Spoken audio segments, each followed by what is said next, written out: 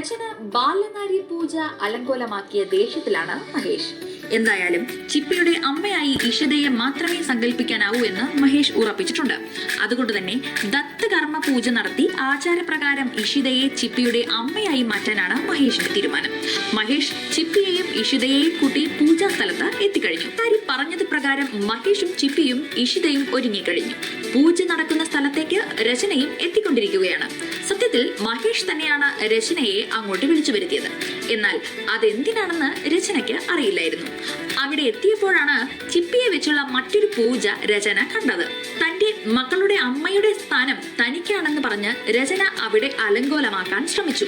എന്നാൽ രചന എത്തും മുൻപേ ആചാരപ്രകാരമുള്ള പൂജ നടത്തി ഇഷിത ചിപ്പിയുടെ അമ്മയായി തീർന്നിരുന്നു. പ്രസവിച്ചതുകൊണ്ട് മാത്രം അമ്മയാവില്ലെന്നും തന്റെ മകളെ തിരിഞ്ഞു പോലും നോക്കാത്ത നീ എങ്ങനെയാണ് ചിപ്പിയുടെ അമ്മയാകുന്നതെന്നും ഇഷിത രചനയോട് ചോദിച്ചു. ഒന്നും പറയാൻ മറുപടി ഇല്ലാതിരുന്ന രചന അവിടെ നിന്നും നാണം കെട്ട് ഇറങ്ങിപ്പോയി.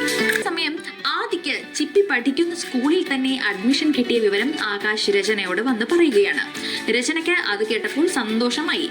ആദ്യം സ്കൂളിൽ പോകാനുള്ള ത്രില്ലാണ്. എന്നാൽ അഷിതയുടെ മകൻ സൂരജിനും ചിപ്പിയുടെ സ്കൂളിൽ അഡ്മിഷൻ കിട്ടിയ വിവരം അഷിത ഇഷിതയെ വിളിച്ചു പറയുന്നു. നാളെയാണ് സൂരജിന്റെയും ഫസ്റ്റ് സ്കൂൾ ഡേ. കഥയുടെ പോക്ക് ഇനി എങ്ങോട്ടെന്ന് നമുക്ക് വരും എപ്പിസോഡുകളിൽ